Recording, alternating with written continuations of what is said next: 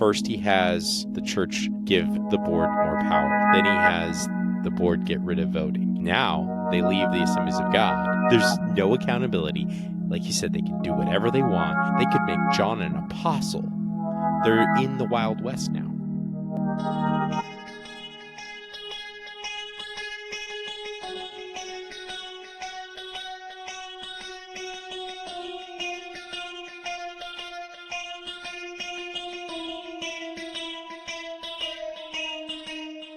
Welcome to the Bad Fruit Podcast. I am your host, Jonathan, and I know everyone's been really excited about this, but today my co-host and real-life brother, Judah, is back on the show. How you doing? Hey, what's going on, everybody?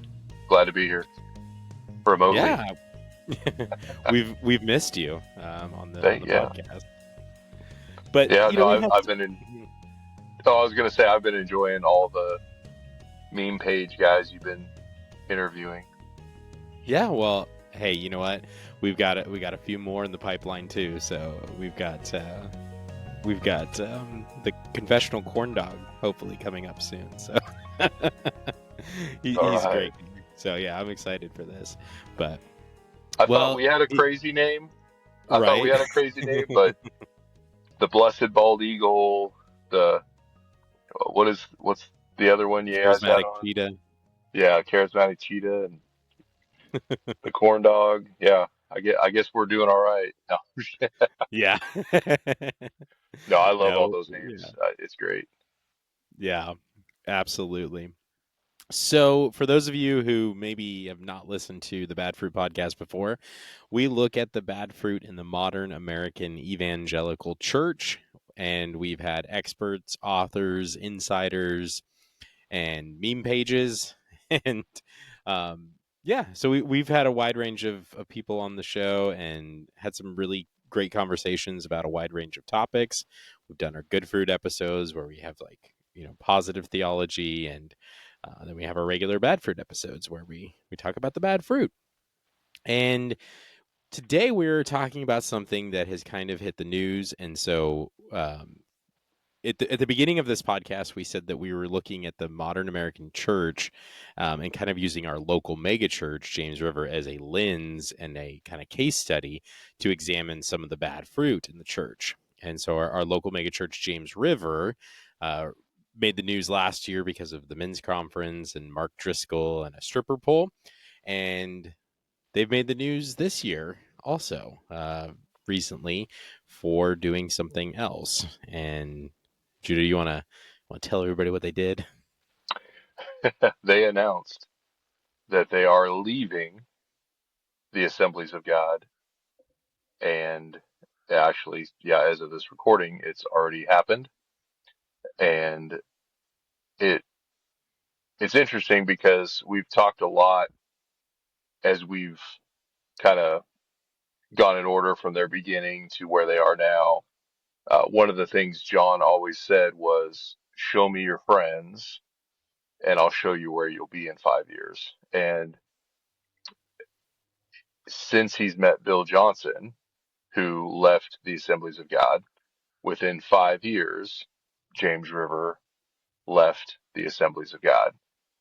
The announcement on Wednesday night that he gave leaving the Assemblies of God, within that,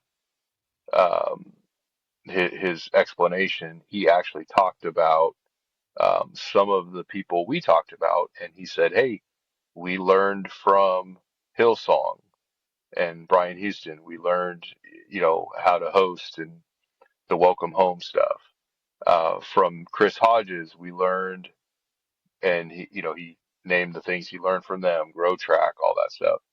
And when he came to Bill Johnson, he said, we learned from Bill Johnson that, how to move more in the Holy Spirit. But if you look at a lot of these people that he's made friends with are not associated with the denomination. Hillsong also left Assemblies of God. Bethel left Assemblies of God. And I'm not sure about Chris Hodges. I don't think he was ever affiliated with any church. So that may fall under that same idea of like, hey, you're your own church. So yeah, Sure. so this announcement came. Now it's been a couple weeks, and we wanted to kind of watch and see what played out before we sat down and talked about it. So, um, and because just more things are coming out, obviously, that we'll get to. But yeah, no, that's their latest. Just when just when you think, man, what are we going to talk about? And they announced that, so Yeah, that's where we're at absolutely. today. We're right, and also I just wanted to introduce some animals to our podcast, you know. So it gave me a couple Yeah. weeks to talk to some great guys out there. But no, you're absolutely right. So the first thing I did, I kid you not, the day after it was Thursday. That Thursday, I sent an email to the Southern Missouri ministry leadership of the Assemblies of God from our Bad Fruit email address, and I just said, "Hey, do you have any statement to make? Do you have any?" Let's see. I These are the questions I said. The process by which a congregation may disaffiliate from the fellowship, any guidance or protocols the AG provides to churches considering separation, and the broader implications you see. And so I asked for some, very specific things, and then I offered to have anybody, anybody from the AG on the podcast.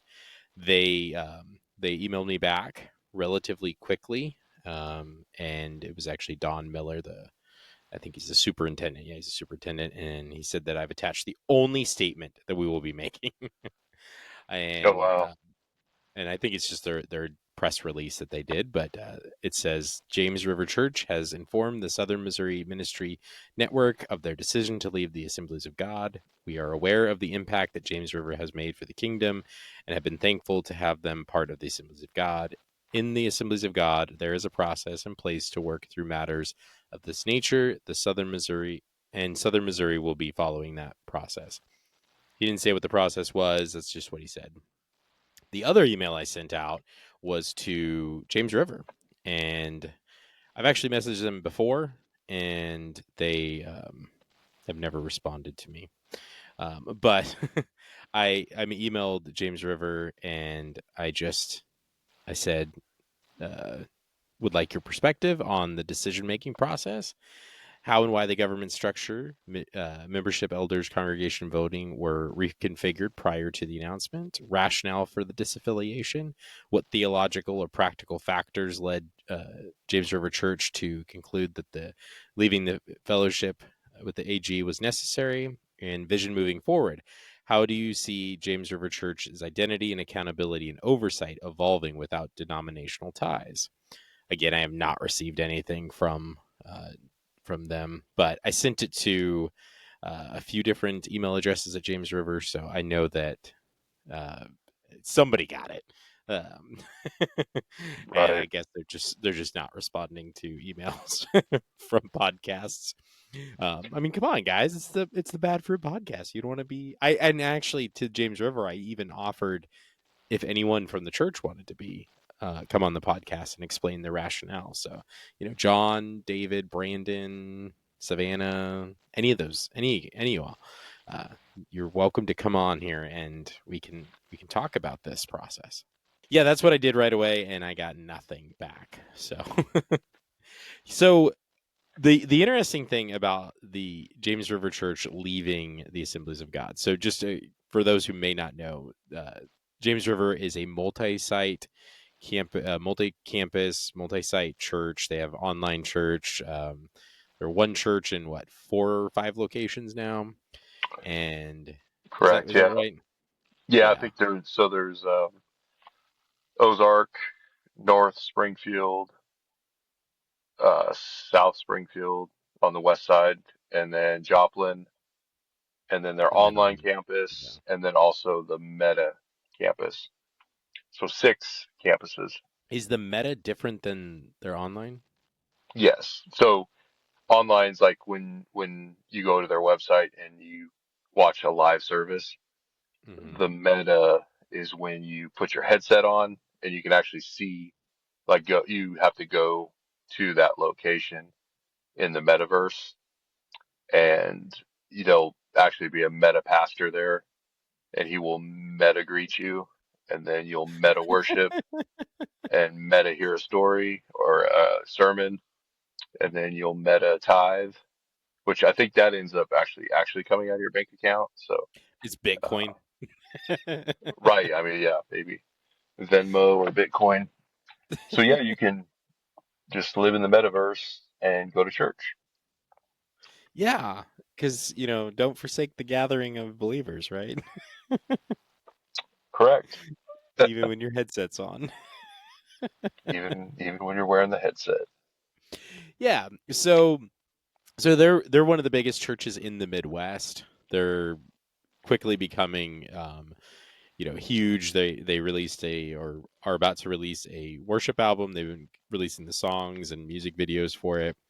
They've really tried to enter into that space of all the Lindells. Um, all the pastors are Lindells, so it's one family. John Lindell, David Lindell, Brandon Lindell, their daughter. She's married, but she's also in authority there.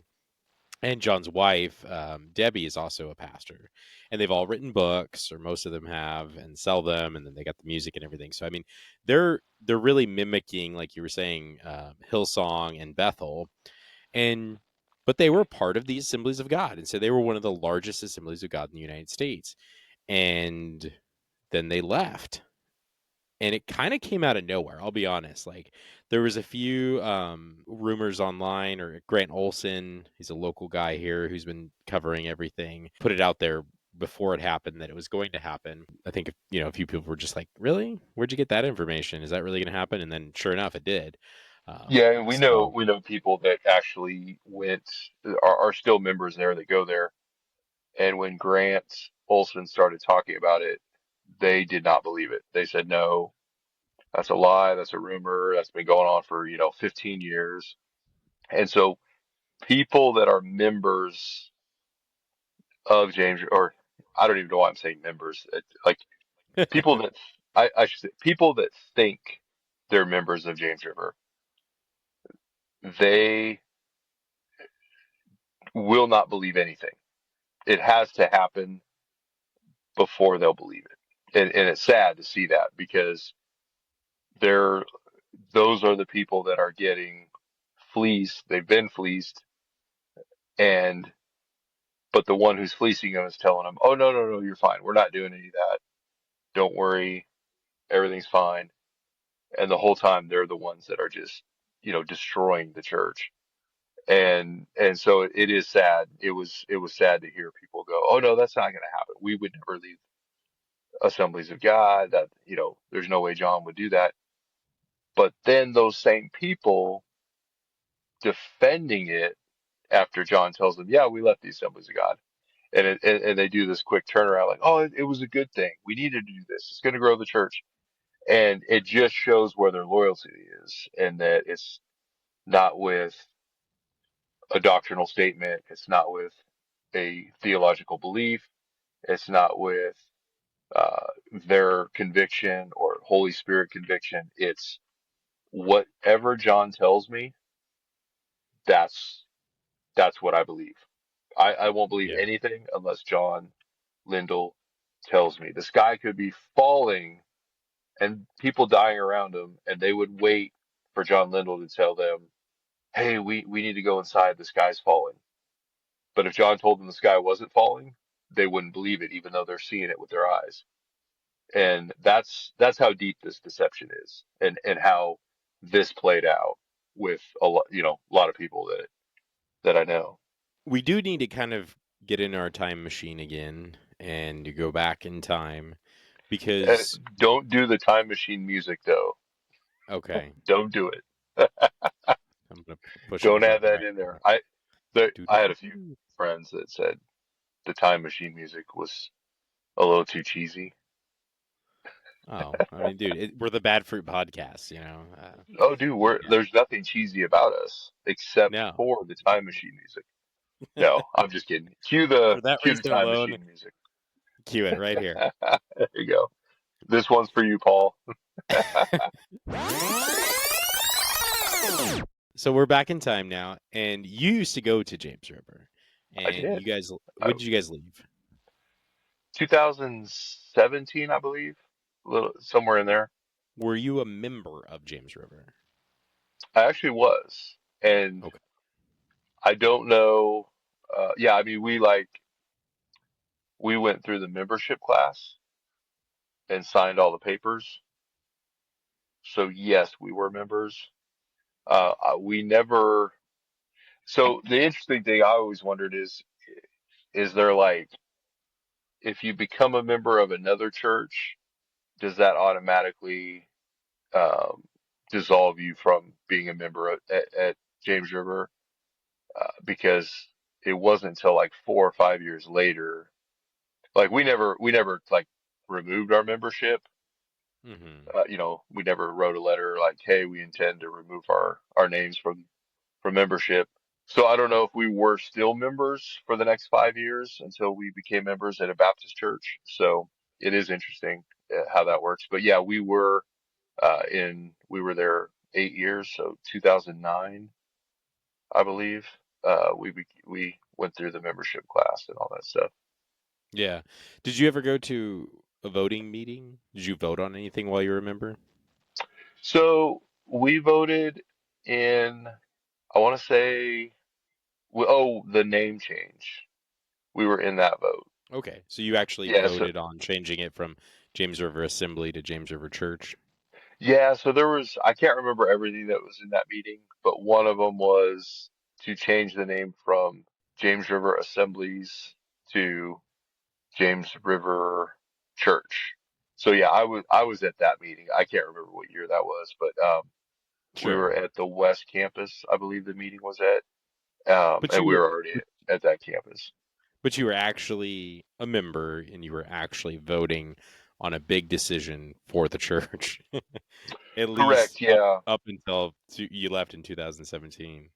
Yeah, and I want to say there were some nays that I don't think that had to be unanimous because there were people that yelled out nay, they didn't want to do it, and I think a couple people asked some questions. And as I mean, anyone that's like following it or in some of those pages, like they've said the same thing that I remember is John Lindell literally said, people drive by and they think we like manufacture cars, like we're an assembly line, and we just want to let people know we're actually a church. That's And kind of silly. I remember back then going like, are you like, what do you, nobody thinks this is an assembly line. Like, no, there's no companies called like, you know, Jonathan, yeah, assemblies. Oh yeah, they manufacture cars. I mean, it's like, Right. Yeah. there's assembly line companies do not call themselves assemblies. You know, Right. Ford like Motor it makes no Company. Yeah, sense. Yeah, exactly. yeah, it's not like Ford assemblies. So at that point, yeah, we were just kind of like, I don't think so, buddy. But Yeah. Did you vote yes on that one? Out of curiosity? honestly, I don't remember. Yeah. Um, It's fine. I don't think.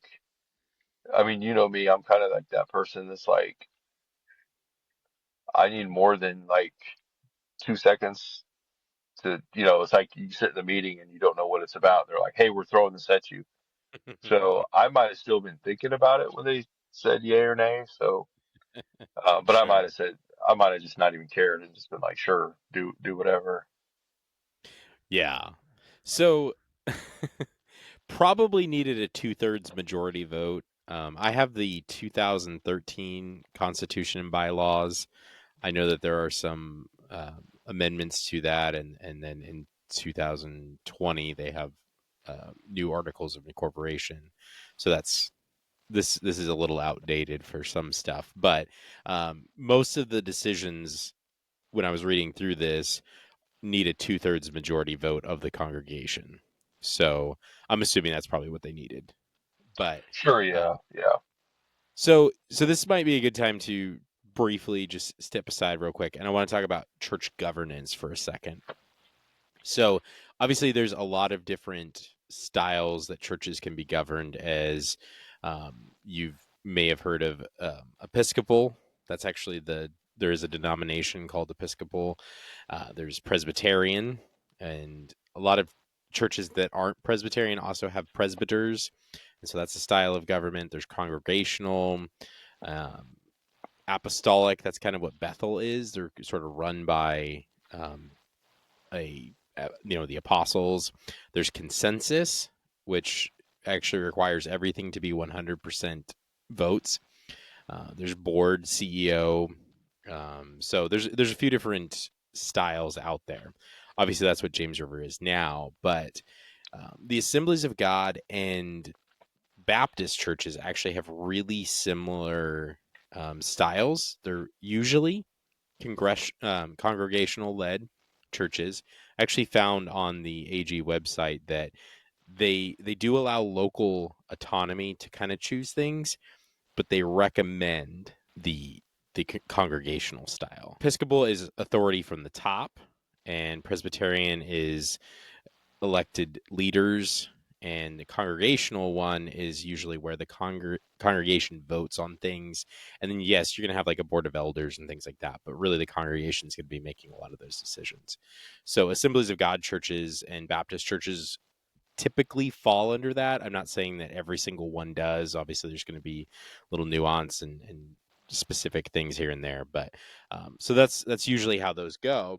And so what that means is you have to have a you have to have members, and the board of elders, or trustees as James River called them, because they were calling them trustees all the way back in 2013 when this document that I have was. And so they kind of would make some of the bigger decisions, but then they would put those before, or some of the more mundane decisions, sorry, and then bigger decisions would be put before the congregation. Okay. Yeah, no, and that's one of those things like I think we hear the word denomination and we think, okay, you're a Lutheran, there's Assemblies of God, Southern Baptist, there's a few other kind of Baptist denominations, Catholic, you hear all these different ones and Sure. you think, oh, they're all the same. There's this, leadership above and then it kind of trickles down. But what you're saying is like Assemblies of God, they're not, they don't assign a pastor to different churches. They don't No. assign the sermon or the scripture for that week. They allow that church to kind of operate on their own.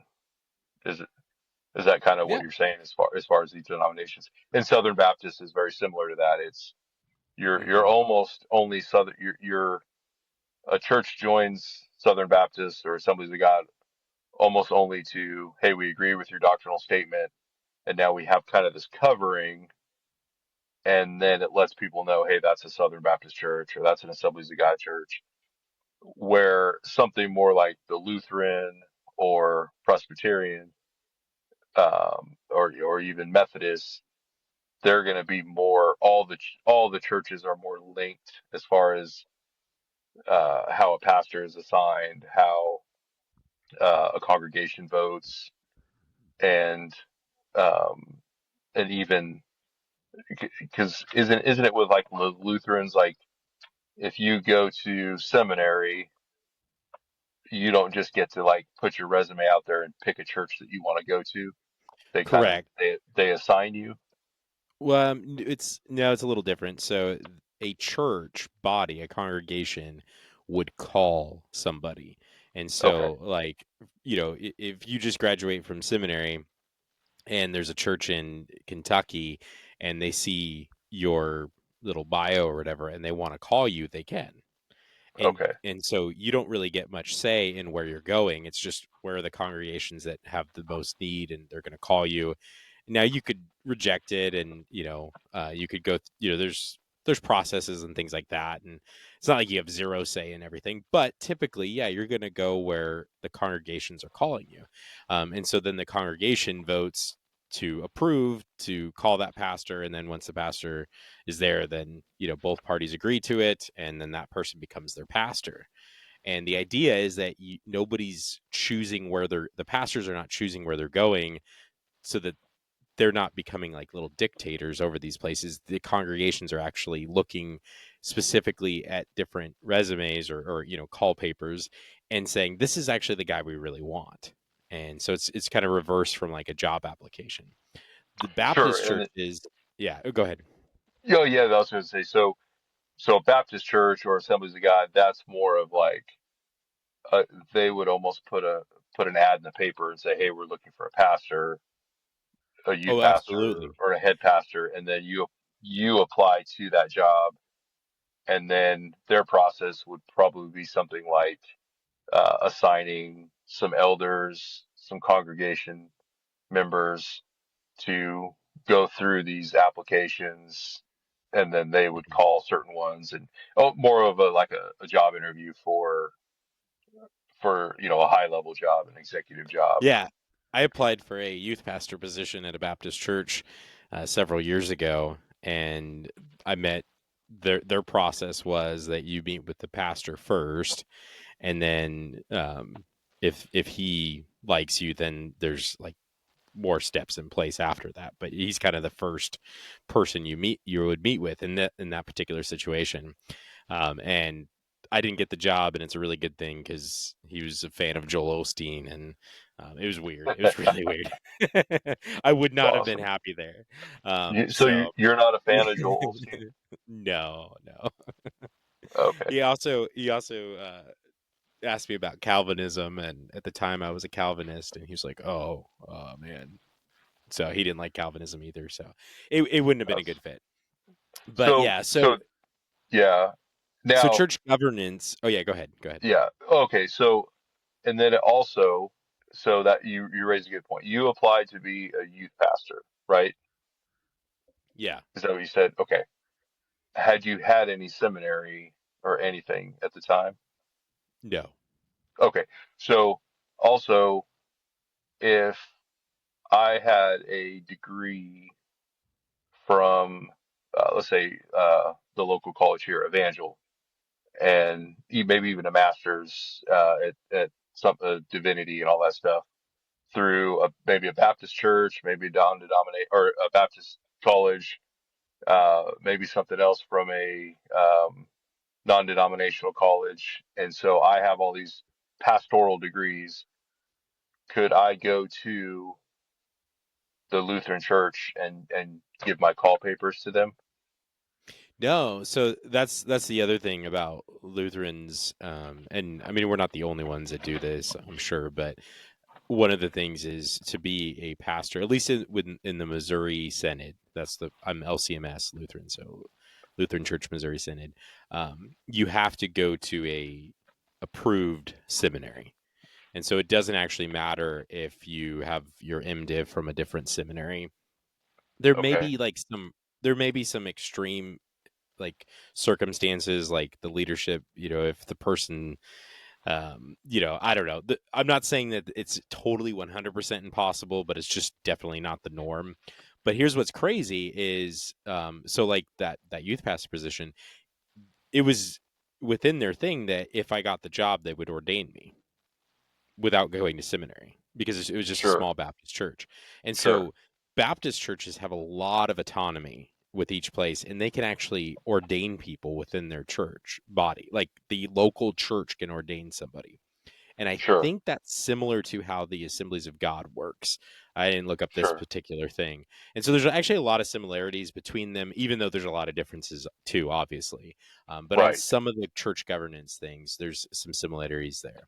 And the reason I'm even bringing up any of that is that since we are talking about them leaving a denomination and leaving, the Assemblies of God, I think it's just important to take a step back and just think about church governance, what style you have at your church, what are kind of the norms. And so within the Assemblies of God, the norm is a congregational church. Now, they do allow for some autonomy at the local church, so they don't necessarily have to have that, but that's just sort of the norm. And so within the Assemblies of God paperwork and bylaws and things like that, it talks about churches having members and the members having to vote on things. So they're just assuming that if you're an Assemblies of God church, you're going to have members. and and that they're going to have some say in what is actually going on in your church. So go ahead. Yeah, no, and it is important to think about that because I I never even thought about that. Like, in high school, in my you're my 20s, you get married, you're having kids, you're not thinking like, hey, do these pastors have degrees? Like, who is my pastor? Where did he go to college? Like, what are his beliefs on end times? Like, you're not thinking about all that stuff. You're just like, hey, Right. he's a friendly pastor. The worship's good at the church, and but the older we get, we start realizing like, okay, what is these denominations? What do they believe? What is their uh, you know level of accountability for these pastors to be actually more than just on paper qualified to run a church, and maybe because it's like a lot of people didn't know that James River didn't even have elders anymore. They just assumed there were elders, and you Yeah. just assume you're a member of a church. You just all these things that we assume, and and as we've seen this play out, they've been so deceptive in how they've worded everything that people still think they're members of that church. And it's like, no, there's no such thing as members of this church, So, Right. um, but it It's is well, interesting because when you were telling me about, when you visited, um, that the, out in St. Louis, the Lutheran seminary, it's just mhm. interesting to hear all that because it's like I can, you know, I can go to a church and if I sound right, if I act right, if I say the right things, somebody in that church might go, "Hey, Judah, would you be a pastor, of this ministry, and we'll ordain you."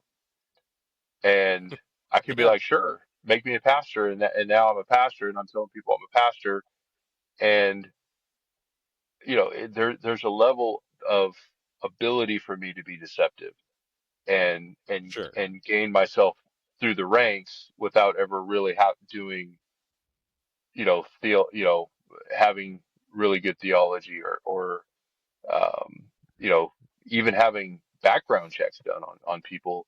That's happened where people have snuck in, and so that Sure. accountability in certain denominations may not be as high as accountability that's in other denominations, and the structure is different. Not all denominations are like, hey, yeah, we follow these 10 rules right here. It's, it's like some are like very, um, very detailed, and you see the protection, because ultimately you're not trying to, you don't want to protect the pastor. You want to protect the congregation. Right. And obviously there should be some sort of pastoral care, but ultimately you don't want to get, you know, church governance is designed to not get a John Lindell in leadership, you know, and yet Right. look where we're at, and what did he have to do? He had to strip all that governance away, you know. Right. And that's actually so church governance is one of obvious. So I'll back up real quick. Make sure I say what I want to say. So denominations are different because of doctrine, but they're also different because of governance as well. And so, even though you may have some denominations that have similar theology but different governance. You may have some with similar governance but different theology, right? But those are two very big important things. And when you're thinking about what denomination you are, you and or what denomination, if you're looking for a church, you're like, what denomination should I be? You're also looking at governance style of your church, and you should be thinking about that. And so if you're going to a non-denominational church, which really honestly is kind of a way of saying we're probably part of a network of churches, because like so I just found out that there's a Bethel network of churches. So there's a bunch of non-denominational churches that are kind of like loosely tied to Bethel. And I don't know much about it. I just found out about it. I need to do some research. There's That's ARC, right? that's The scary. Association of Related Churches, ARC. Um, they're a church planning organization, but you can be a non-denominational church and plant within that, and then you get help a little bit with the resources. So really, I mean, at that point, you're kind of a denomination, but you're just sharing your denomination in the sense that you share your resources, right? And you Sure. may not they may have more room for governance differences or theological differences, but you're still technically kind of a domination because you're in association with other churches like that, right? So even non-denominational churches are typically associated with other churches, and that really gives you a peek into what their theology probably is. The other thing, and there's the joke that non-denominational churches are just Baptist churches with cool websites. Um, or Baptist churches, right? That's another thing. And so it's sort of a hybrid of like they have a little bit of charismatic stuff going on, but they're still kind of Baptist. And a lot of times they're congregational churches. That's kind of just the norm there. Or they become non-denominational so that they can do whatever they want, which is kind of what's going on here. So I do want to kind of keep the timeline moving here a little bit. So in 2019, and this is where I'm having a hard time fully grasping exactly the order of events, because I feel like I've heard a few different things. So I thought I had heard that they had the congregation vote to remove their voting rights, but I recently heard, and I think this one's probably true, but in 2019, the board voted, or sorry, no, they had the congregation vote to increase the board's power. And then the board voted later on to remove congregational voting rights, is what is, I think, the order of events there. And I don't know. I could be wrong. Yeah, and I think I'm not sure exactly how it played out as far as like, and I think that's the part where people are coming out and go, wait, I didn't know this happened. I'm a member. I didn't know this happened. And that's kind of what's being looked into right now because, yeah, whatever happened that night, I think it was June in 2019, um, Yeah, it was was in June. at, yeah, at the meeting, they basically said, hey, we're doing like, this is what we're doing. And yeah, it's either, hey, we're not going to come to you guys. This is how I heard it was like somebody kind of paraphrasing John was like, we don't want to keep coming to you guys for just silly little votes. You know, Right. that's kind of what they say. Like we're not really even asking you guys anyway. Like we've been making a lot of these decisions. It's not a big deal. We just want to get it, for legal purposes. We want to get it, changed out in the thing, in our articles and stuff. And it's just going to help us speed up the process of, telling people about Jesus. That's how people described it. So they Right. didn't realize they were stripping the membership powers and all that stuff, and or even their membership was going to, was something that was on the chopping block. So yeah, it might have been like, hey, we're giving this power up. However, it was told to them, it sounded good.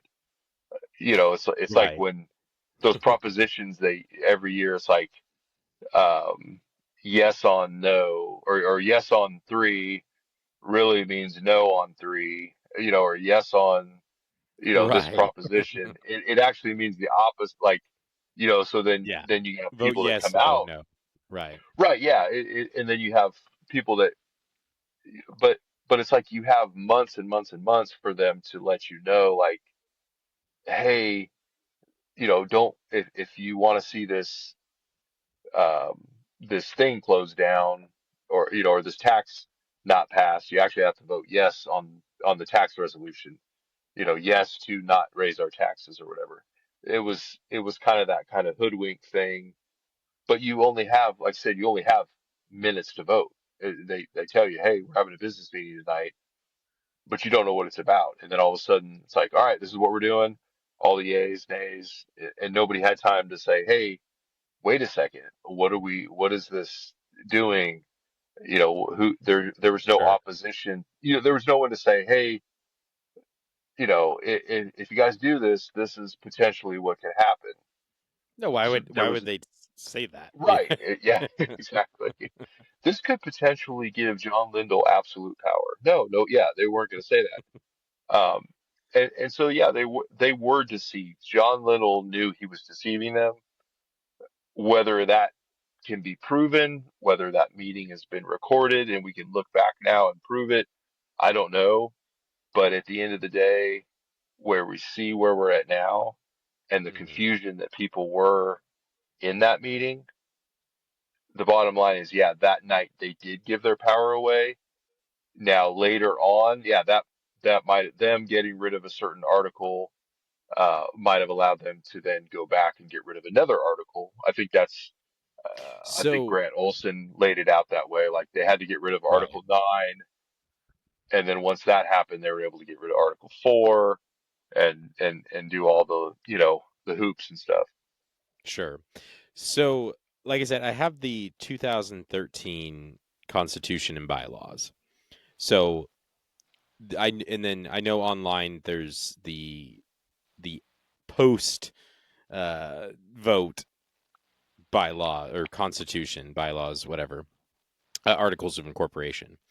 So I don't know at the time of this particular vote in 2019. I don't know for sure if there was a updated constitution bylaws from the 2013. Probably not, to be completely honest with you. That's only 6 years. Typically, churches don't update those very often. You know what I mean? But anyways, But regardless. typically churches don't have strippers at their men's conference either. Well, yeah, but that's true. That's true. So So what's I did interesting want though, go ahead, go ahead. but I did want to say something. John Lindell did to those articles what Alex did on stage at the men's conference. Just stripped it bare. Sorry, Dude, I mean, sorry, I just had to. Or I should say he did to the members, not the article, not just the articles. He did to the members what Alex did on stage. He in this stripped them in down. this right here is why our listeners have missed you the last few weeks. There you Absolutely. go. Yeah. Sorry. So The in the correlation is 2000 uncanny. in the 2013 Constitution bylaws, in Article 7, it says that it requires a two-thirds majority vote to change the Constitution or bylaws. So that means that if they want to amend anything in there, then it requires a two-thirds majority vote. So that 2019 voting thing, they would have needed two-thirds vote to agree to that. It talks about in Article 1 about the members and their rights. And so, yeah, they have the right to vote. And this is interesting. So it says then that they need to be notified 2 weeks before from the pulpit on a Sunday, and then get a notice that should arrive within 5 days before the scheduled vote. That 2019 vote, if these bylaws were still in place, the 2013 ones, then they should have gotten a notice from the pulpit 2 weeks prior to it, and they should have gotten in the mail 5 days before something about it. So they should have known what they were voting on before they went in, according to their constitution and bylaws. And what's interesting is we're hearing now that a lot of people are like, I didn't know what I was voting on. Um, in Article 5 of the bylaws, it's about elections, and it says that the pastor will be the chairman of the board of trustees. The pastor nominates the candidates for the board. Uh, nominates the candidates for the board of trustees, and then the board of trustees elects that person. They can reject the nomination, but they don't. They don't have to. The board can remove a member of the board, but they cannot remove the pastor. And to remove the pastor, that requires a congregational vote with a 2/3 majority. So I'm actually really curious now how a pastor is removed, because if they don't have a board, if they don't have members, how do you remove a pastor? Yeah. Th- Oh yeah, I no, I mean, mean it'll be interesting if all this like has to every be church has a should have a process for removing the pastor if for some reason right. the pastor's just awful. So that brings up an interesting point because when we talked about our church, or we haven't done the episode on our We've been church yet, but we've been talking about that since before we even did the podcast. so when I signed up to potentially become an art church to be able to get all that information, some of the videos they linked me to was actually Chris Hodges saying you you don't want your congregation to be able to remove you. You want it that's an outside source.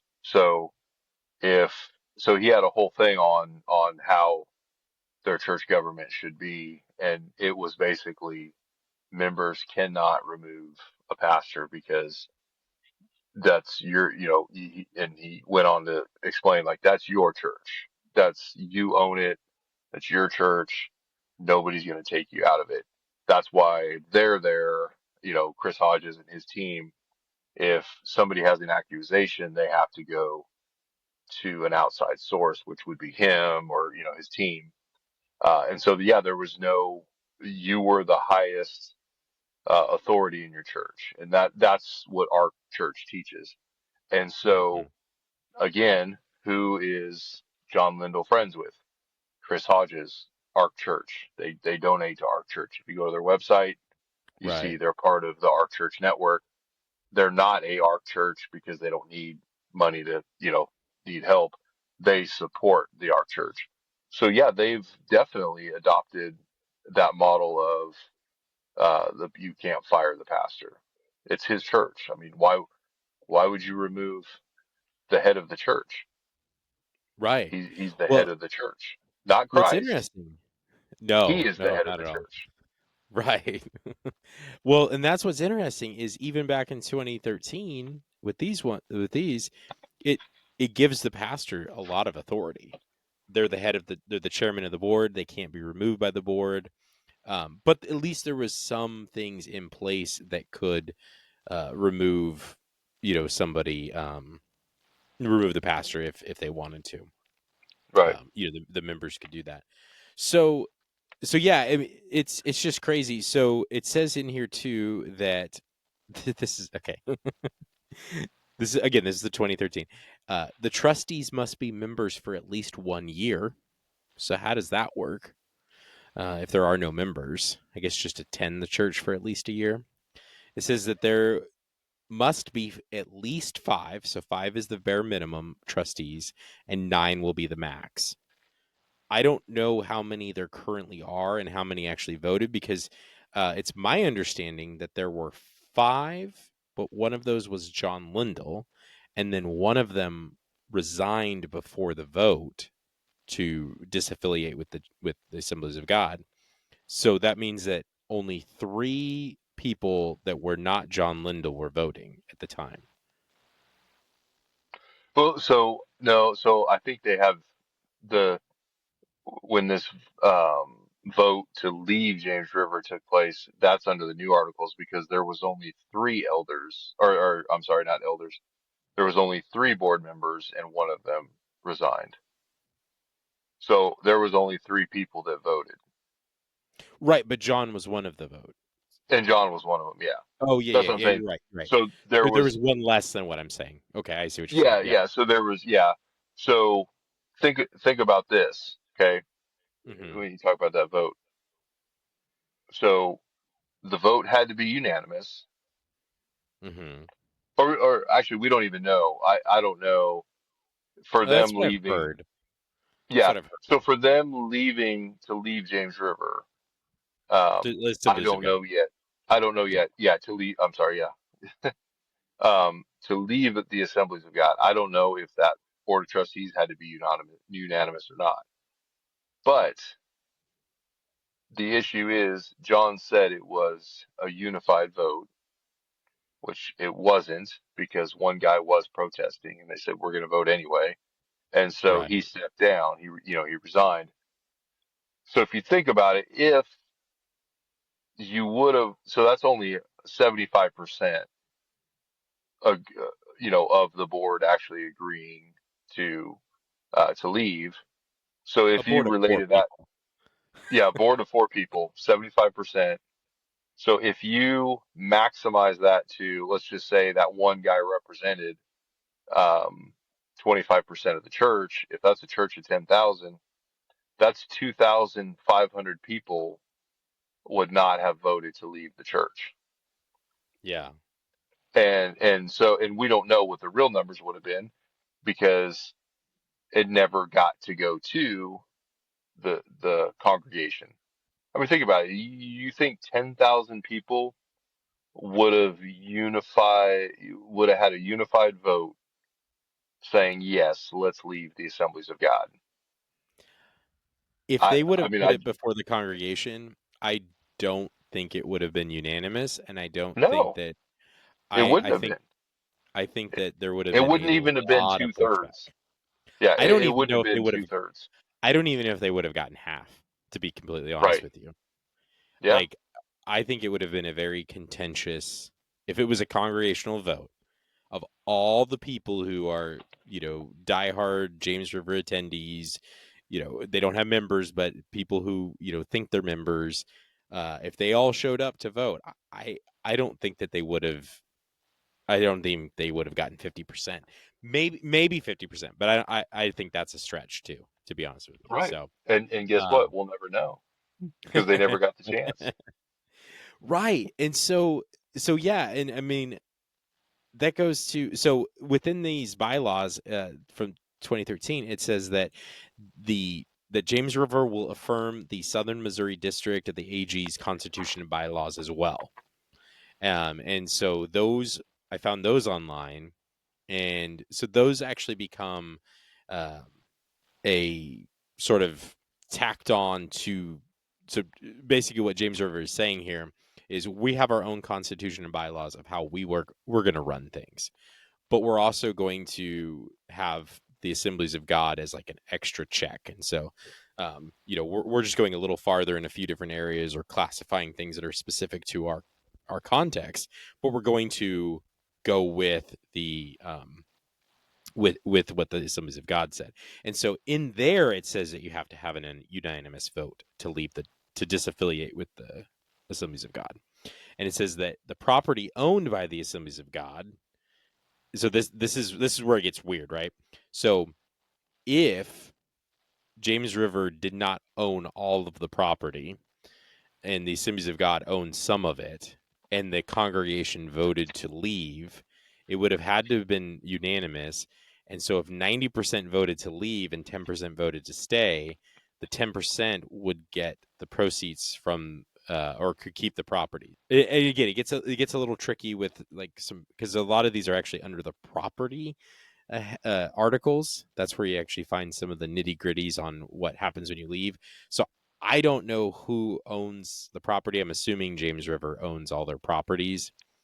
But then the question becomes the members, there aren't any members, but the people that attended there were thinking that they're Assemblies of God, and they show up on a Wednesday night to find out they're not Assemblies of God anymore. Do they not have any claim or any say? I mean, I guess they don't, but No, I mean, I they don't know. don't. It's just crazy to me. Why is this important? Why is this important, them leaving? Why is this a big deal? I mean, surely churches leave denominations all the time.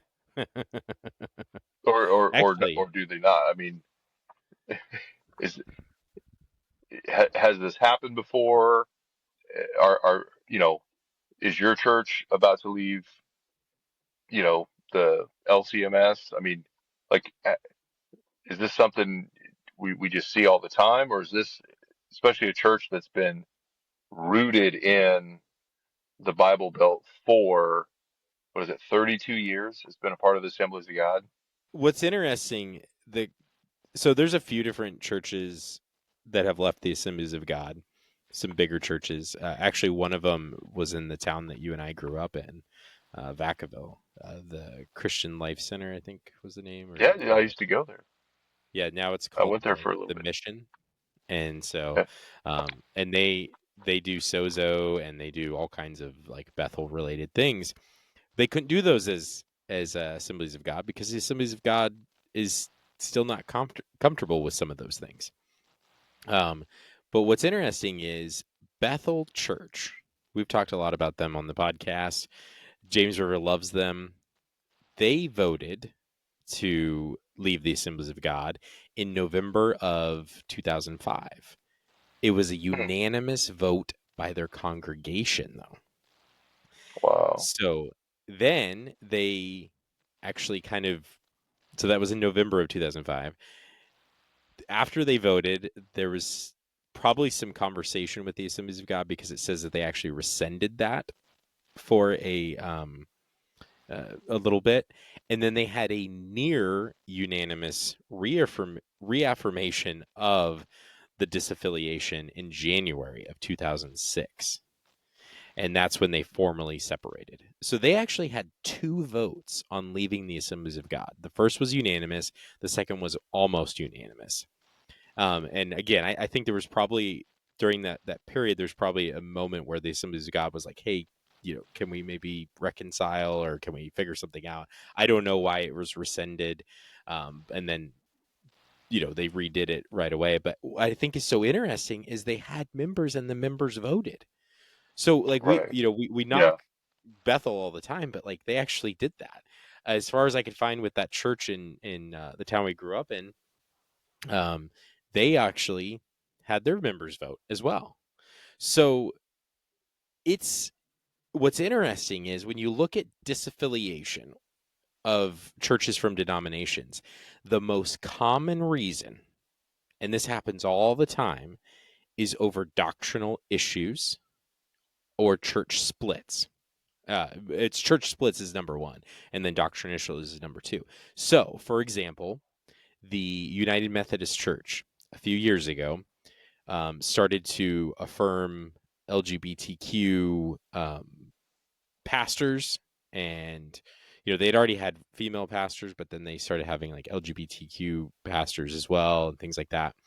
And so they're the largest Methodist church. Well, you had a lot of like old school Methodists who were just like, that's not what I don't agree with that. You know, like I might be cool with a female pastor, but I'm not cool with this, right? And so you had a lot of churches leave the United Methodist Church at that time. But again, it was a very controversial issue. It was for a kind of a doctrinal thing. It was very specific, right? And so really, it was kind of a church split. Same thing happened to the Presbyterian Church. They had kind of the same thing going on where you had people who were churches that were affirming LGBTQ and having female pastors. Then you had more traditional Presbyterians, and so they split as well. And that actually happened to the LCMS or to the LCMS. And so we have the ELCA, which is our liberal progressive version of us, and they split back in like the 60s over, and it was at the time it wasn't over those things, but it was over some similar just like I might have been female pastors or just some liberal theology stuff, like affirming that the Bible is the inerrant word of God, something like that. So there's been a lot of people who have left the Southern Baptist, but that's over some of the controversies that have happened over the last few years. So the the most common reason is because of a church split. So you have like literally people within the denomination who are saying, and a lot of people, not just a little bit of people, but a lot of people saying, we don't like the direction that this is going. And it's usually there's a liberal split where like the liberal theological liberals want to go start their own denomination, which is what happened with the Lutherans, or it's the conservative uh, Christians within a denomination that leave and start their own.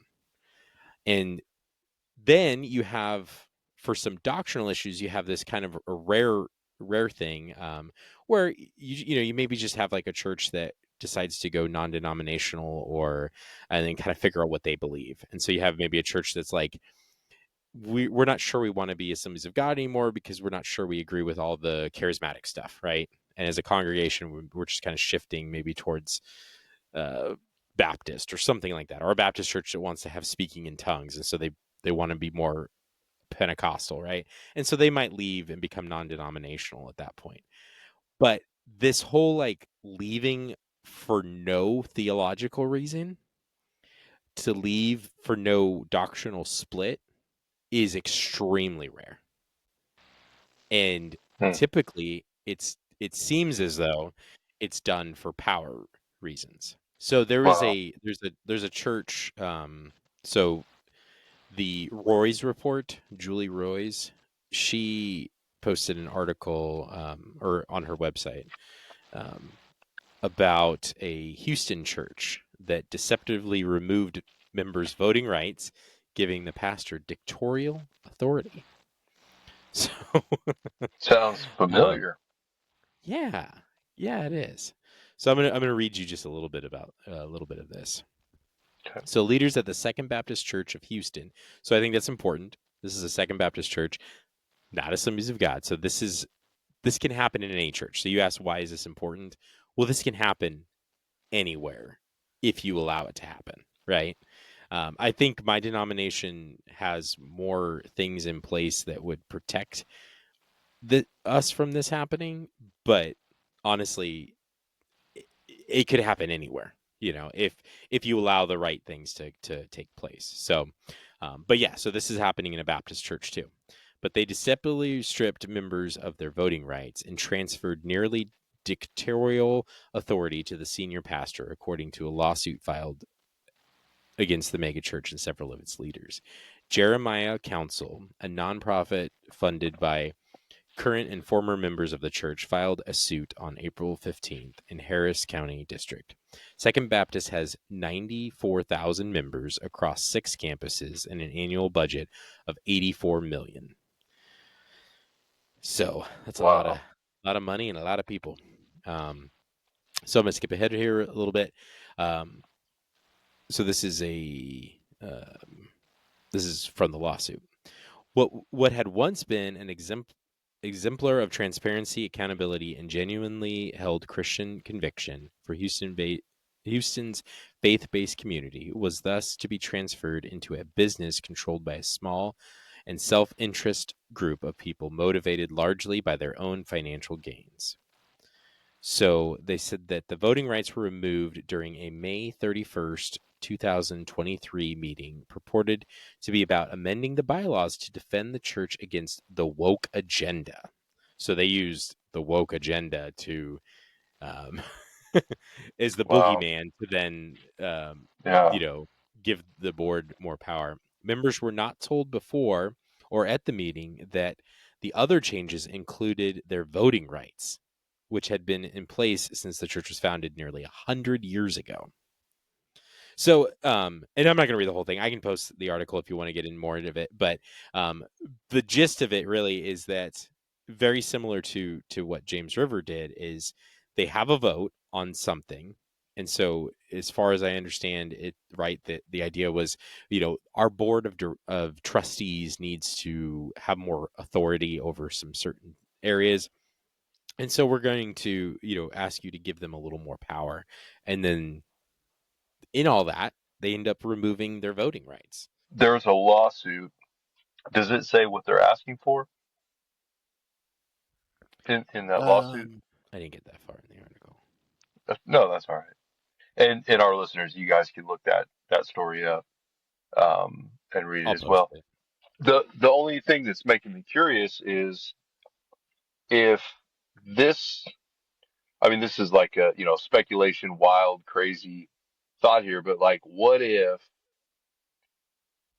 this was not done right here locally at our local church, and enough members stood up and filed a lawsuit?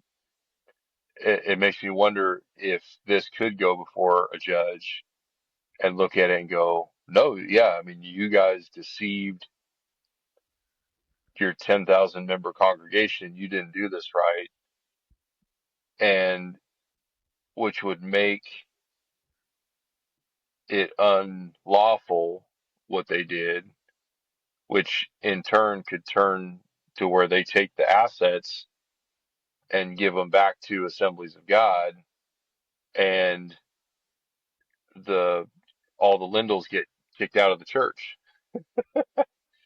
They can't come back on the property because they disaffiliated themselves from Assemblies of God, and then they'd have to figure out what to do with the church, or fill it with a new pastor, an actual Assemblies of God pastor.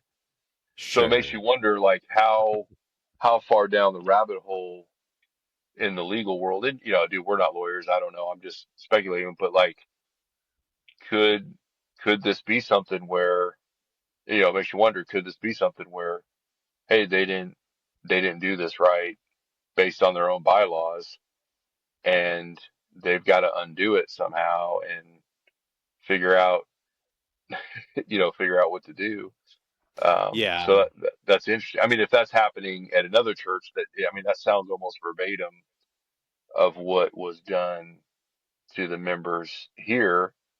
And it goes back to Yeah. that, like, what's the big deal? Like, who cares what these little bylaws are, and all this stuff. And Well, um okay, so I'll tell you exactly why, and this is really getting to the point of it. Is so you remove the voting rights of your congregation deceptively. Okay, so so even in my church, which does have like some moderate, I don't know, we're not really hierarchical, but and we're not like strictly congregational, but like the church votes on things, right? So like as a member, I still vote on things. And so like to remove that aspect of the church and to instill that into a board of directors without a lot of transparency on who they are, how they're chosen, what their authority really is, right? You then put yourself, so they were still part of the Assemblies of God, okay? But the congregation was powerless now to remove the pastor, remove a trustee to do things, but they still were part of the Assemblies of God. And so you would think, and so like I'm looking at the papers from filed in 2020. Was that it? Yeah. Um, yeah, 2020 they were filed, and it talks about the fact that James River is now a public benefit corporation. So the name of this corporation is James River Church Incorporated. Uh, the duration of this corporation is perpetual, and then Article 6 of this says this corporation will not have members. It just says it right there. So that means that James River changed their bylaws without the church knowing, because so many people are saying we didn't know about this. I thought I was a member. I mean, I had people commenting on one of our posts, and they're like, I've attended the James River. I was a member. And it's like, no, you were not a member if you were at the church after they've made that vote. So why does this really matter that they're leaving the James or Assemblies of God? Like, I don't. Does that impact us? Does that matter to you if you're listening in California or South Carolina or whatever? Well, again, this could happen anywhere. And in that article on the Roy's report, they said that it says that the new bylaws give the senior pastor unlimited control over the church and its $1 billion in assets. The group claims that the pastor can now unilaterally sell or close the church and its school and raise his own salary and appoint the next senior pastor. So remember, he said that he's going to retire and he wants his sons to take over. Well, in the 2013 bylaws, the congregation has to vote on who the next pastor is. It doesn't say that the pastor appoints him. It says that the congregation does with the input from the Assemblies of God. Now they don't have to go with the Assemblies of God, but they want their input in there. So in now, when you don't have many members and you just have a board of directors, board of trustees, whatever you want to call them, that you appoint, I'm assuming they're the ones that are choosing the next pastor, right? And again, Where is the accountability? So they just disaffiliated from the Assemblies of God, which was their accountability. People get mad at denominations all the time, and they're like, I'm just a Christian, no creed but Christ, right? And I don't like denominations, and I get that, right? I do, but one of the great benefits of denominations is accountability for the church, because even in denominations like um, Southern Baptist and Assemblies of God, where there's a lot of autonomy for each congregation, there's still some oversight. There's still some things that you have to, some standards you have to meet, some expectations if you want to stay part of that denomination. And so in these, it talks about, in these older bylaws, about how they're going to be accountable to the doctrines of faith that the Assemblies of God has. They're going to be, there's going to be oversight from that. There's going to be audits. So they had a healthy structure that was in place that says we're going to have accountability. And so a a recent audio recording became public of a former member from James River who was asked to leave, and so we had him on last year, and we're gonna have him on again here soon, hopefully. And he was talking with David Lindell, and so he has this recording. And now that we can listen to the full recording and everything like that, it's really interesting because the employee says that he's worried about accountability. Now, this is they're still part of the Assemblies of God at this point. And this is after the whole, stripper pole and the Mark Drisky situation and all of that. But David Lindell says not to worry because the Assemblies of God is going to be their accountability. The Assemblies of God is there. They talk with them. They're accountable to the Assemblies of God. So Eh, Yeah, that's and why it's and important. yeah, oh no, and it is because I mean think about what they've been doing with Bill Johnson because you know a lot of people left James River Church when Bill Johnson was brought in. Yeah. And, we can argue all day, Assemblies of God should have stepped in. We don't know what happened behind the scenes. This may be an accumulation of what happened behind the scenes. There might have been talks of like, hey, if you keep doing this, we're going to kick you out.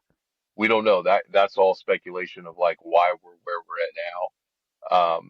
But it does appear that this was not them getting kicked out and then like preemptively going, we're just gonna, leave then.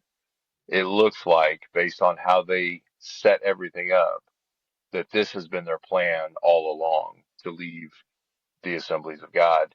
And, and like you said, I mean, look, I don't agree with everything about the Assemblies of God. I don't agree with everything about, the Southern Baptists, but that idea that like, hey, we have this covering you can read the it's like anybody can find out what Southern Baptists believe. Anyone can find out what Assemblies of God believes. And like you said, a non Right. or even Lutheran, all that stuff, they have doctrinal statements. When you disassociate with a denomination, you're now in the Wild West. Okay. Mhm. You you can make up your own you know constant, whatever bylaws, everything. You can make up your own beliefs. We believe this, that, all these things. But if you never create a statement, if they never come out with a doctrinal statement or how their leadership structure is, any of that, then you don't know. So if you go to James River Church and you're like, hey, what's our doctrinal statement? If like they don't have to have one, or if they do, um, they may leave it vague because there's literally no one to hold them to the carpet. If you go to the church and you think you're a member and you're like, hey, I was real concerned with what David Lindell said last Sunday, about this prophecy and this and that. Well, If you don't like it, hit the road, get out of here. Yeah. There's just, there's no protection of the sheep, if you would, because these hired Right. hands, we talked about that scripture. These sheep or these shepherds are hired hands. They're not the true shepherd. John Lindell should not be the head of the church. He never was. Christ is the head of the church, not your pastor. And that's the confusing thing. Everybody thinks their pastor is the head of, that's the head pastor, Right. right? That's what hey, who's your head pastor? Jesus Christ. Not whoever your pastor is at your church. He's not the head pastor. Never was head pastors anywhere in the Old Testament or New Testament. No one was a head pastor. It was, elders. There was groups of elders, and they were the church structure. They were teaching, some were teaching, some were taking care of the orphan and widows, some were doing, other administrative things. It was a group of elders. There wasn't a head pastor, and so when you see these, what what the Lindells have done, when you see what's taking place, there is, like you were talking about with accountability, there is no one to tell them no. Right. There is no one to say what you're doing is not scriptural. There's no one that's going to come in and go, "Hey, John Lindell, dude, you're off the rocker right now, dude. You have lost it." No one gets to say that. They have absolute power. When they got rid of the members, they got rid of a massive amount of accountability. Now that they've disaffiliated from the Assemblies of God, they don't have any accountability whatsoever. And they've already been doing so many questionable things with allowing Bill Johnson there, the the men's conference last year. They've been doing these things, and you're right. I think that's a culmination of a lot of these things because I I I would guess, I can't say for certain, but I would guess that the Assemblies of God was pretty upset after that um, men's conference last year. Could have been a thing of like, well, we're already on the plan and track to do this. We need to do this soon, because I don't want to be told that I can't have strippers at my men's conferences. I don't want to be told that I can't have a tank and monster trucks and all this stuff. Yeah, there's no accountability. But I think what's really crazy is that this is like this is like a heist movie, right? You have John Lindell playing the long game. So first he has the church give the board more power. Then he has the board get rid of voting. Then he has, pushes his limits for things that he can do. Last year, after that men's conference, so many people left and they did not care. We talked to a few of them on here. The church just didn't care that people were upset about it or that they were leaving. And so now they leave the Assemblies of God and there's no accountability. Like you said, they can do whatever they want. Bill Johnson can come in. They could make John an apostle. There's there's just nothing. They're in the Wild West now. Yeah, they're like you said, they're loosely associated with Ark and growing with their ties with Bethel, but those aren't denominations. Those aren't going to hold them accountable. They're, in fact, Ark kind of just, they all speak at each other's churches, they all sell each other's books, and they all kind of just protect each other. Well, and I So, don't you you know, think we saw Bethel's stance on accountability with yes. um, with Sean Bowles is, oh well, yeah, I mean, he speaks here all the time, but man, we're not his authority. We can't correct him. We can't rebuke him.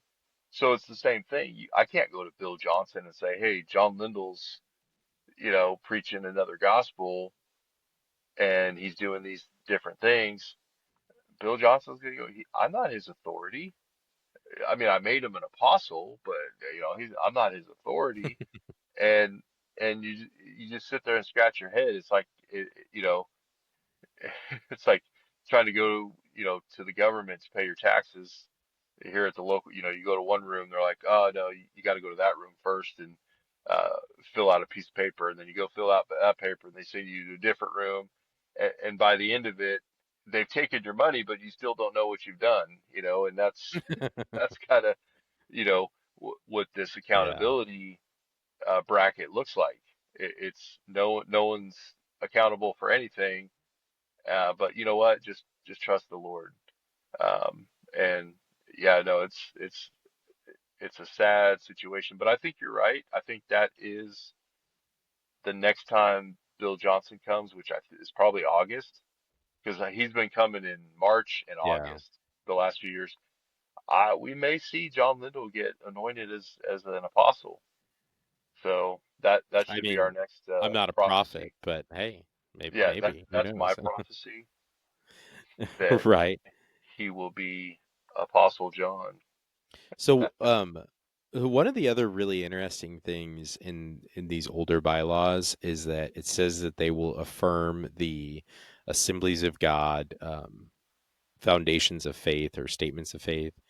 And so they actually list them kind of out there, and then you can find them online too. And I'll probably post some of these resources on our Facebook page, which is facebook.com/badfruitpodcast. What I was gonna say though is there's a section that says amendments, and it says that the statements of faith will never be amended in the 2013 Constitution.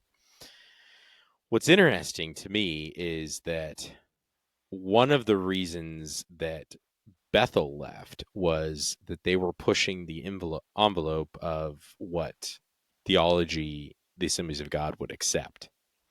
And James River has been doing that as well. Now, Yeah, they have not officially introduced anything called Sozo, although they may be doing something. We'll be talking about that in the future probably, but they maybe do something similar to that already. But they're definitely pushing that, and so one of the things is when you leave a denomination like the Assemblies of God, because that is actually so your church, um, you have to affirm the Baptist faith and message. It's a very vague document, but to be a Southern Baptist church, you have to affirm that, right. and it's Yep, it's pretty standard. Most Christians would affirm most of it, like 99% of it. Kind of similar with the Assemblies of God. There's a few little nuanced things about charismatic stuff that you and I probably wouldn't fully agree with, but overall, it's a very generic document. But you do have to affirm that and agree to it to be part of the Assemblies of God. So, there's some like bare minimum things. To be Lutheran, our churches have to affirm the Book of Concord, which is a very extensive book that is like it's not a statement, it's a book. You know what I mean? Like it's a thick book full of sure. things. The Yeah, small catechism, large catechism, the Augsburg Confession, it's just a lot of stuff in there, right? So if you don't affirm that, you're not going to be LCMS Lutheran. But my point though is that that's another reason why denominations are not a bad thing. Is not only do they hold you, the pastors, accountable and the congregation accountable, but they also can doctrinally hold the church accountable. And even if it's vague, even if it's very vague, it's still something, right? And now there's none of that. And so, you're right. Bill Johnson will probably come to James River again soon, and he can say, I mean, he's already been saying whatever he wants, but he can say literally whatever he wants. And John can say whatever he wants now with no doctrinal accountability whatsoever. And so at that point, it's like, John, what do you believe? Like, what is your theology? He claims that they're not going to change their theology, but I mean, at this point, I don't really trust him. yeah. No, I mean, it is hard to, and again, this, you know, as we go through this, it's not necessarily a bad thing if a church leaves a denomination. It's the direction they're going because they're leaving, and looking back Sure. at the intentions of what's been going on. And I think that's what's so dangerous, like we've been saying about what John Lindell did, is it was deceptive. It wasn't congregationally uh, approved or even discussed, because those rights were taken away years ago without anyone really knowing it. I mean, if you would have asked anybody, hey, are you a member of your church? Yes, I'm a member. I became a member, this many years ago. Well, did you know they dissolved that? No, I didn't know. So Yeah. that deception was there. And then appointing his children as, the righteous gemstones that were going to inherit this kingdom he built. It just shows the level of, you know, I know it's a trigger word for you, but just this level of narcissism that is just oozing out of John. Um, and, and just seeing how he's taken a church, and instead of making it Christ's church and protecting his sheep, he's turned this into his own empire that is in his eyes now indestructible. He has absolute power. He makes every decision. What he wants the church to do, the church has to do, and the sheep are not protected.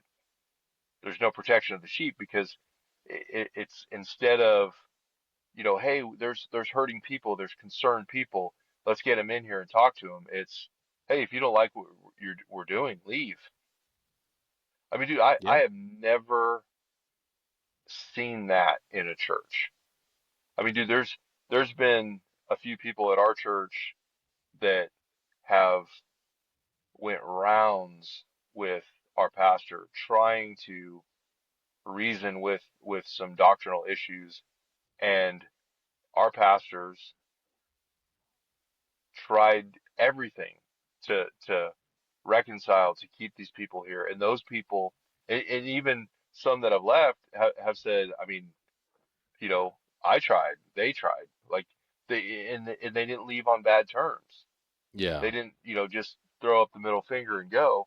It's and so I get it. If if you believe in speaking in tongues and I don't, we can part ways in a good way, right? I mean, we can just be like, hey, Sure. I can't keep coming to the church because I speak in tongues and you guys don't, speak in tongues. So that's not something that I'm going to leave in anger and go slander the church and gossip and say, don't ever go to that church because they don't speak in tongues. No, that's something you reason together and you realize that, hey, this church isn't doing that. This church is. And so, but for someone to say, hey, I have scripture, I want to talk to you, and I just want to talk to the pastor and figure out what's going on because I saw this happen, and just to be told, man, this is the closest you'll ever get to the pastor. If Yeah. we're gonna lose people, we don't care. I, Dude, that is not protecting the sheep. You don't Nope. care about the sheep. You've made everything about your pastor, your head pastor, and they have turned. This was the final. It was the final piece of the puzzle to complete the complete picture of the Lindell Empire. Like, there's Yep. no doubt. If you didn't believe it before, if you're like, oh no, his kids are good teachers, well, which they're not, but it's oh, we love their kids and we love their family and we love this, we love that,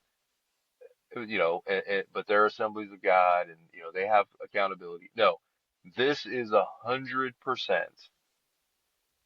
a Lindell Empire, Yep. and there's no the picture is complete, Yeah. and there's no doubt anymore. There's no way to hide it. There's no way to say it's not true. I mean, it's literally in writing. I mean, that's what Sure. it, Yeah. it's. I mean, that's what this is. It's in writing. He is the absolute power of that church. There is no one. He can you know, change the name to, John Lindell Empire, and no one could stop him. And Right. that, you know, it's sad because there are so many people going to that church that are not protected. They're not under the covering of an actual shepherd that cares about them. And we've read that scripture in John, and it's, you know, they're the hired hand. They're going to run when the enemy comes. They're going to run. When the wolf comes, they're just going to run and leave them there. And Yeah. that's what they're doing. That's what they're Yep. doing with their congregation.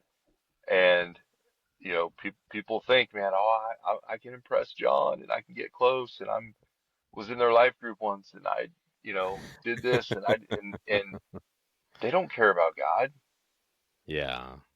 It's they want a king, and they have their king now. He is the emperor of James River cult. They kept the C, but it doesn't stand for church anymore.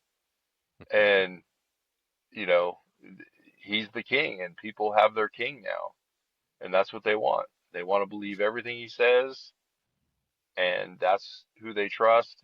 They don't trust their Bible. They don't trust, us outside internet people. We're, we're just haters and jealous and bitter and Right. probably demonized and all these things. But man, you can sure trust John. Every decision he's ever made is the exact right decision.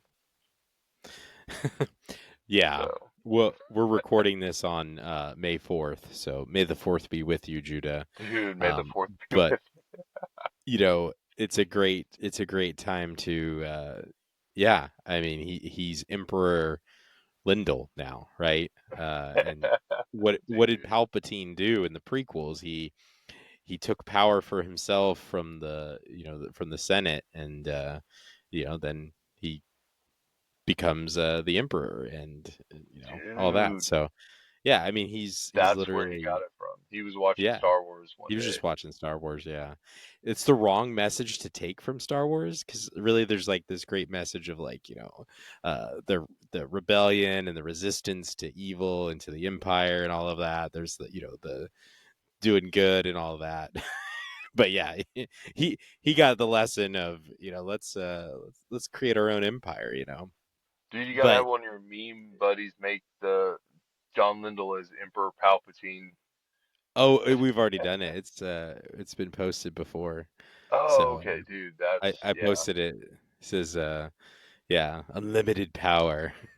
dude, man, So, yeah.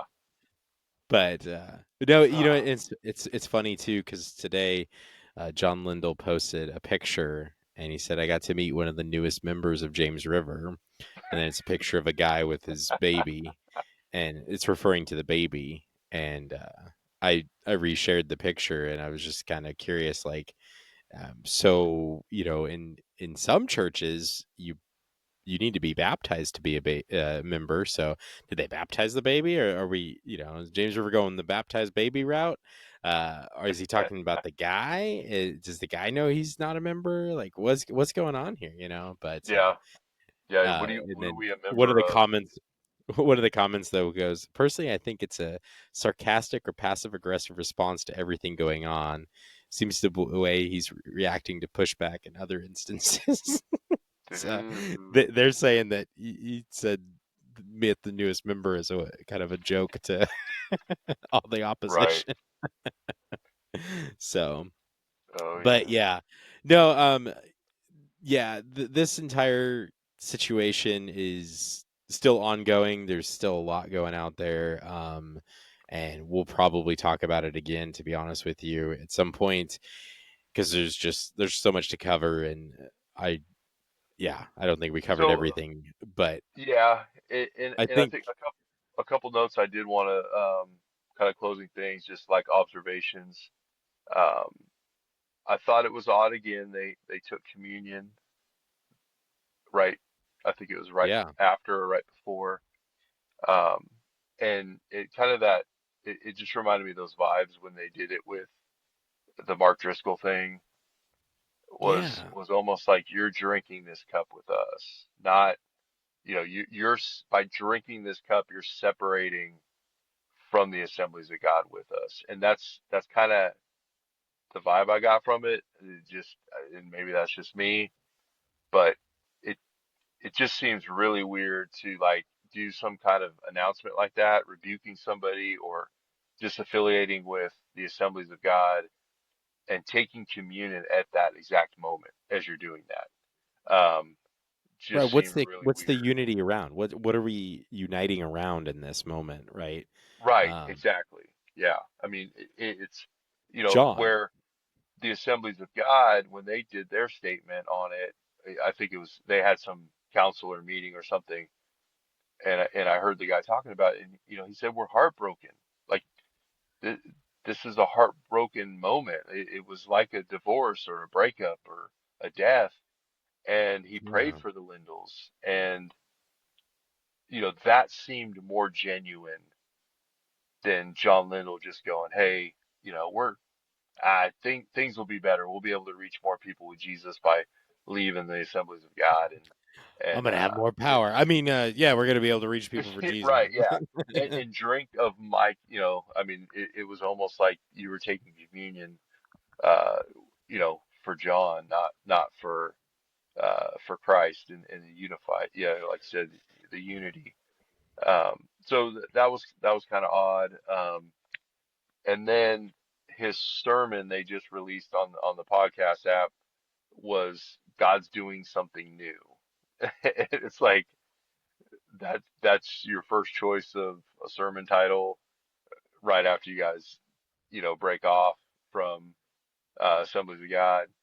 And we'll have to do a sermon review on that. It was just a horrible sermon, like completely.